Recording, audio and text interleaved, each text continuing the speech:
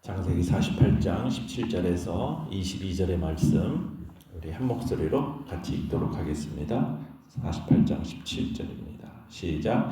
요셉이 그 아버지가 오른손을 에브라임의 머리에 얹은 것을 보고 기뻐하지 아니하여 아버지의 손을 들어 에브라임의 머리에서 므낫세의 머리로 옮기고자 하여 그의 아버지에게 이르되 아버지여 그리 마옵소서 이는 장자이니 오른손을 그의 머리에 얹으소서 하였으나 그의 아버지가 허락하지 아니하며 이르되 나도 안다 내 아들아 나도 안다 그도 한 족속이 되며 그도 크게 되려니와 그의 아우가 그보다 큰 자가 되고 그의 자손이 여러 민족을 이루리라 하고 그날에 그들에게 축복하여 이르되 이스라엘이 너로 말미암아 축복하기를 하나님이 내게 에브라임 같고 므낫세 같게 하시리라 하며 에브라임을 므낫세보다 앞세웠더라. 이스라엘이 요셉에게 또 이르되 나는 죽으나 하나님이 너희와 함께 계시사 너희를 인도하여 너희 조상의 땅으로 돌아가게 하시려니와 내가 내게 내 형제보다 세겜 땅을 더 주었나니 이는 내가 내 칼과 활로 아모리 족속의 손에서 빼앗은 것이니라. 아멘. 오늘 말씀의 제목은 엇갈린 축복의 손에서도 순종하는 믿음이라는 제목으로 말씀을 나눕니다. 우리가 지금 이거 보고 있는 본문은 야곱이 이제 그의 아들들을 축복하기에 앞서서 그의 장자권을 요셉에게 상속한 이 두 아들을 축복하는 장면, 그 장면을 우리가 보고 있습니다. 내용과 설문제 1번 보시면은 요셉은 야곱의 오른손이 차남 에브라임 머리에 얹히자 어떤 반응을 보입니까? 자, 요셉은 아버지의 야곱이 그의 오른손을 에브라임의 머리에 딱 얹은 것을 보고서는 당황해하죠. 그래서 아버지의 손을 잡고 에브라임의 머리에서 옮겨서 므낫세 머리로 이렇게 얹고자 하는 일을 하는 것을 보게 됩니다. 자, 17절로 18절을 다시 한번 읽어보겠습니다. 시작. 요셉이 그 아버지가 오른손을 에브라임의 머리에 얹은 것을 보고 기뻐하지 아니하여 아버지의 손을 들어 에브라임의 머리에서 므낫세 머리로 옮기고자 하여 그의 아버지에게 이르되 아버지여 그리 마옵소서 이는 장자이니 오른손을 그의 머리에 얹으소서 하였으나 히브리 문화에서요 이 오른손이라는 것은 권위와 축복을 상징하는 겁니다. 자, 그 권위와 축복을 상징하는 오른손, 그 오른손이 장자인 므낫세에게 이렇게 올려지는 것이 마땅하다. 이게 이제 요셉의 생각인 겁니다. 그러니까 아버지 야곱의 오른손으로 축복하는 것은 장자인 므낫세에게 마땅하다라고 생각하는데, 그런데 지금 어떤 일을 하고 있는 겁니까? 손을 지금 엇갈려서 지금 오른손으로 차자인 에브라임에게 하고 있는 거예요. 그래서 요셉이 아버지여 그리 마옵소서 장자 이가 장자이니 오른손을 그의 머리에 좀 얹으십시오 이렇게 얘기를 한 겁니다. 그러니까 요셉은 야곱이 눈이 어두워서 실수를 지금 범하고 있구나 이렇게 생각을 하고 야곱을 교정시키려고 한 거죠. 자, 그런데 야곱은 의도적으로 지금 손을 엇갈려서 차남 에브라임에게 손을 얹고 축복한 거예요.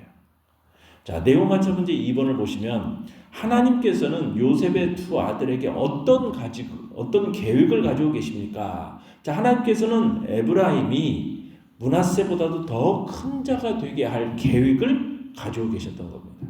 그러니까 장자보다는 차자에게 더 큰 자로서 세우겠다라는 계획이 하나님의 계획이었다라는 거예요.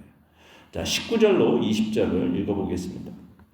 시작. 그의 아버지가 허락하지 아니하며 이르되 나도 안다 내 아들아 나도 안다 그도 한 족속이 되며 그도 크게 되려니와 그의 아우가 그보다 큰 자가 되고 그의 자손이 여러 민족을 이루리라 하고 그날에 그들에게 축복하여 이르되 이스라엘이 너로 말미암아 축복하기를 하나님이 내게 에브라임 같고 므낫세 같게 하시리라 하며 에브라임을 므낫세보다 앞세웠더라.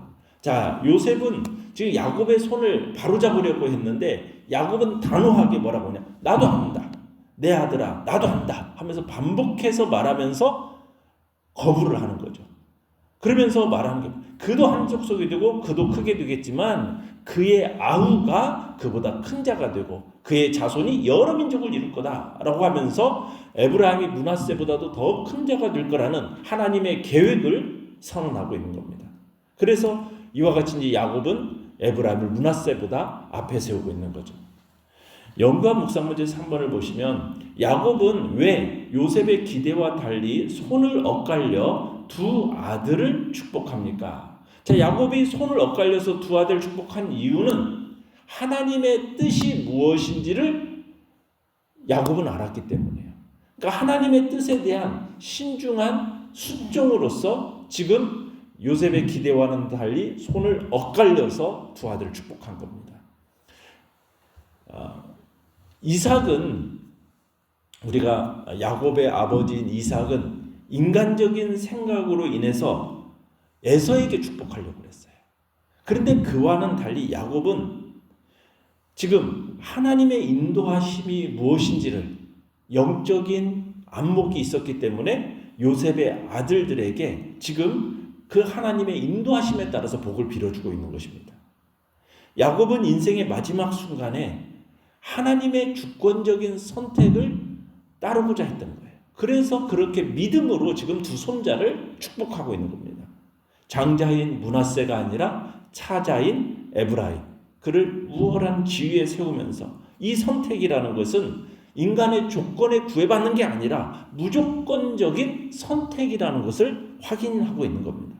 그러니까 하나님의 신령한 은혜는 육적인 자격이 아닙니다. 하나님의 신령한 은혜는 오로지 하나님의 그 오묘하신 섭리에 의해서 기뻐하신 자에게 주어지는 것, 그것이 하나님의 섭리에 따라 진행되는 거예요. 자, 21절로 22절도 읽어보겠습니다. 시작. 이스라엘이 요셉에게 또 이르되 나는 죽으나 하나님이 너희와 함께 계시사 너희를 인도하여 너희 조상의 땅으로 돌아가게 하시려니와 내가 내게 내 형제보다 세겜 땅을 더 주었나니 이는 내가 내 칼과 활로 아모리 족속의 손에서 빼앗은 것이니라. 자, 그러면서 야곱이 이제 요셉에게 뭐라고 얘기하지만 예르게 아니야. 나는 죽는데 하나님이 너희와 함께 계셔서 너희를 인도해서 너희 조상의 땅으로 돌아가게 하실 것이다. 그러니까 지금 하나님께서 앞으로 이스라엘 역사를 어떻게 이끌고 가실 것인지 그 계획에 대해서 지금 야곱은 확실하게 밝히고 있는 거죠.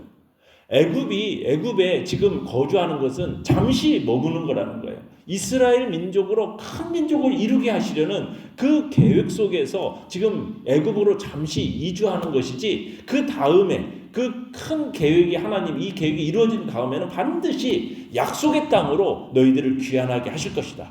이 모든 과정에서 하나님께서는 이스라엘과 그 역사 속에서 함께 하시겠다라는 그 사실을 지금 확인시켜주고 있는 겁니다. 그러면서 22절을 보시면 마지막으로는 요셉에게 야곱이 아모리 족속에 의해서 그의 딸 칼과 활로 획득한 세겜을 다른 형제들에게 추가해 줌으로써 이스라엘 내 요셉의 우월한 지위를 다시 확인해 주고 있어요. 그러니까 요셉의 두 아들이 각각 한 지파씩 이루어서 땅을 분배받게 되는데 요셉이 다른 아들들에 비해서 한 몫의 땅을 더 분배받을 것을 지금 의미하고 있는 겁니다. 그런데 여기서 한번 보시면 야곱 자신이 마치 가나안 정복 전쟁에 참여하는 것처럼 진술하고 있어요. 그죠? 야곱이 뭐라고 했어요? 이는 내가 내 칼과 내 활로 아모리 족속의 손에서 빼앗은 거다. 마치 야곱이 가나안 정복 전쟁에 참여해서 자기가 그 칼과 활로 빼앗아서 주는 것처럼 진술하고 있는데, 야곱이 이렇게 말하고 있는 것은 무엇을 의미하는 거였어요? 하나님의 약속은 반드시 성취된다라는, 하나님의 약속의 성취를 절대적으로 확신했음을 보여주는 말씀이라는 거죠. 야곱은 그래서 이렇게 말하는 거예요. 그러니까 야곱에게 있어서 하나님의 말씀이라는 것은 역사를 움직이는 힘이라는 겁니다. 자신이 가나안 정쟁을 마치고 자손들에게 땅을 분배하는 것처럼 지금 여길 수 있다라는 거예요. 그러니까 우리도 마찬가지입니다. 우리에게 주신 하나님의 약속, 그 약속에 대해서 이런 절대적인 확신을 가져야 된다는 거죠. 성경은 그렇게 하죠. 믿음은 바라는 것들의 실상이요 보지 못하는 것들의 증거다 이렇게 말씀하지 않습니까? 그러니까 하나님의 약속을 믿는 자에게 있어서 그것은 이미 약속이 아니라 성취된 거라는 거예요. 그 성취된 것과 다름이 없다라는 거예요. 왜요? 하나님의 약속은 반드시 이루어지기 때문에. 그러니까 우리는 하나님의 약속을 절대적으로 확신하면서 그 하나님 그것의 성취가 미래적인 것이 아니라 아무리 미래적인 것이라 할지라도 그것이 우리의 삶 속에서 이미 성취된 것과 같은 기쁨을 누리면서 살아가는 거죠. 그리고 장차 그 약속의 성취를 실제로 경험하는 축복을 누리게 되는 것입니다. 지금 야곱은 바로 그렇게 하나님의 약속에 대해서 분명한 성취 속에서 지금 이렇게 얘기하고 있는 겁니다. 느낀 점 4번입니다.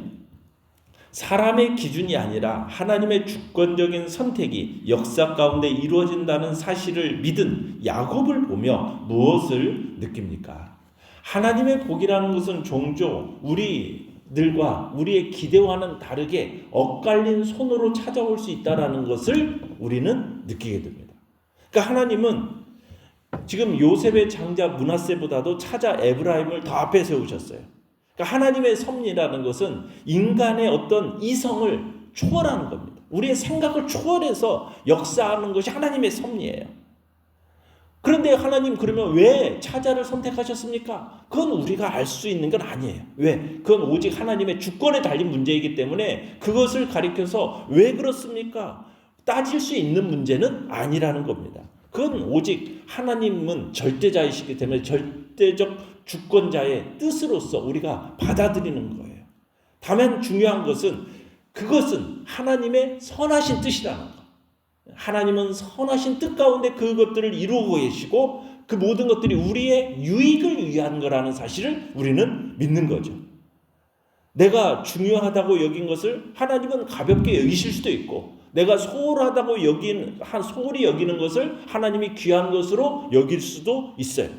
그럼 분명한 것은 뭐냐? 하나님의 주권적인 선택으로 말미암아 이루어진다는 사실이에요. 우리가 구원을 받은 것, 참으로 하나님께서 먼저 이스라엘 민족을 선택하셨고 그들을 구원하셨지만 나중에 하나님께서는 세계 이방 민족들 가운데 구원의 역사를 이루어 나가시면서 하나님의 구원의 역사를 이루어 가셨고 우리가 구원을 받았고 어떻게 보면 나중된 자가 먼저 되는 그런 축복을 우리가 경험한 거 아닙니까? 이게 모든 것이 다 당신의 주권적인 은혜로 인해서 하나님의 그 주권적인 은혜로 인해서 우리에게 이와 같은 축복을 베푸신 거예요. 그러면은 그 은혜에 대해서 우리는 하나님께 감사하고 그 은혜를 기리면서 그 은혜에 합당한 삶을 살아가는 겁니다. 그런 것이지 우리가 우리의 이성으로 도저히 이해할 수 없는 하나님의 그 절대적인 주권을 가리켜서 왜 그렇게 합니까? 따질 수 있는 문제가 아니라는 거죠. 그걸 가지고 때로는 불평하고 왜 하나님 이렇게 하십니까? 원망하고 이렇게 할 일이 아니라는 거예요. 내 생각과 다르다는 이유로 하나님을 판단하고 하나님 앞에 원망과 불평으로 나아가는 것은 어리석은 일이라는 거죠. 그리고 때로 우리의 이성으로 우리의 생각으로 하나님의 뜻을 전부 다 이해하려고 해서는 안 돼요. 우리는 하나님의 뜻을 알기 위해서 힘쓰고 노력은 해야 되지만 하나님의 주권에 속한 일에 대해서는 겸손하게 하나님께 전적으로 맡겨드리는 일이 우리의 모습이 되어야 되는 겁니다.